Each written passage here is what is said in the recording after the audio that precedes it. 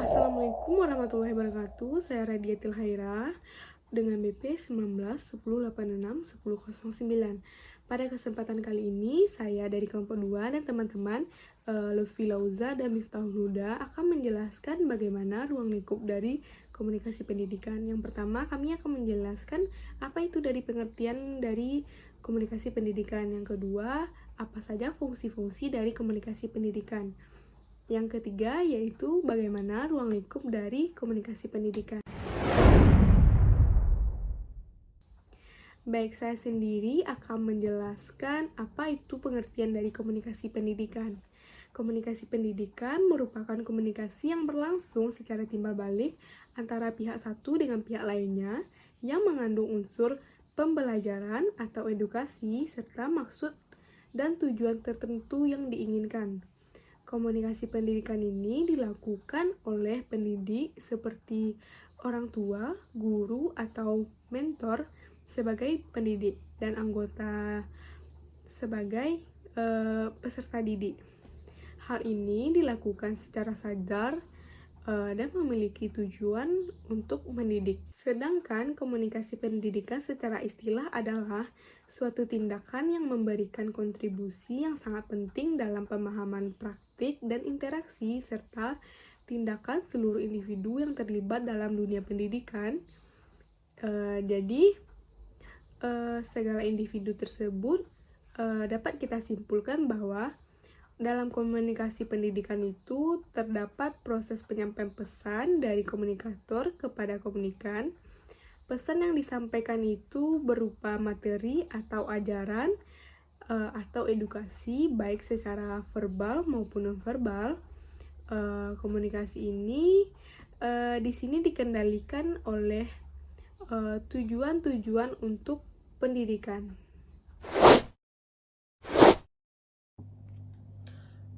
Assalamualaikum warahmatullahi wabarakatuh. Baiklah, saya akan menjelaskan materi tentang apa itu fungsi komunikasi pendidikan itu sendiri. Yang pertama ada fungsi komunikasi sosial. Fungsi komunikasi sosial itu adalah mengisyaratkan bahwa komunikasi itu penting untuk membangun konsep dalam diri itu sendiri, aktualisasi dan memperoleh interaksi. Yang kedua ada fungsi komunikasi ekspresif. Komunikasi ekspresif ini berkaitan erat dengan fungsi komunikasi sosial. Komunikasi ini juga bisa dilakukan baik secara personal maupun berkelompok. Contoh fungsi ini seperti menyampaikan perasaan-perasaan atau emosi seorangnya, misalnya guru mengajukan jempol kepada muridnya yang menunjukkan pemberian apresiasi. Yang ketiga ada fungsi komunikasi ritual. Apa itu fungsi komunikasi ritual? Fungsi ini menegaskan komitmen anggota terhadap suatu nilai-nilai agama, tradisi maupun budaya suatu komunitas. Yang keempat ada fungsi komunikasi instrumental.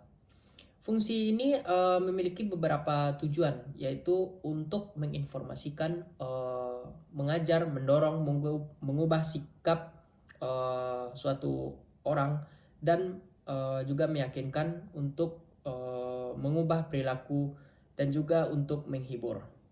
Sekian, terima kasih. Assalamualaikum warahmatullahi wabarakatuh. Perkenalkan, saya Miftahul Huda dengan nomor BP 19 10 86 2028. Dalam video kali ini, saya akan menjelaskan materi mengenai ruang lingkup komunikasi pendidikan. Ruang lingkup komunikasi pendidikan ini cakupannya cukup luas karena begitu banyaknya pihak-pihak yang terlibat dalam komunikasi pendidikan ini, baik itu secara langsung maupun tidak langsung. Adapun pihak-pihak yang terlibat dalam proses komunikasi pendidikan ini yang menjadi ruang lingkupnya sebagai berikut. Yang pertama, guru atau tenaga pendidik. Guru dalam proses komunikasi pendidikan ini berperan sebagai komunikator, di mana guru harus memiliki kemampuan komunikasi yang baik sehingga dapat merangkai pesan-pesan yang ingin disampaikan dengan baik. Pesan-pesan yang disampaikan ialah beberapa pembahasan mengenai pembelajaran yang disampaikan melalui berbagai materi pelajaran. Yang kedua, murid. Dalam konteks ini, murid berperan sebagai komunikan utama, di mana muridlah yang akan menerjemahkan, menelaah setiap pesan yang diberikan oleh guru sebagai komunikatornya saat melakukan komunikasi pendidikan. Yang keempat, ada dasar-dasar dan tujuan pendidikan.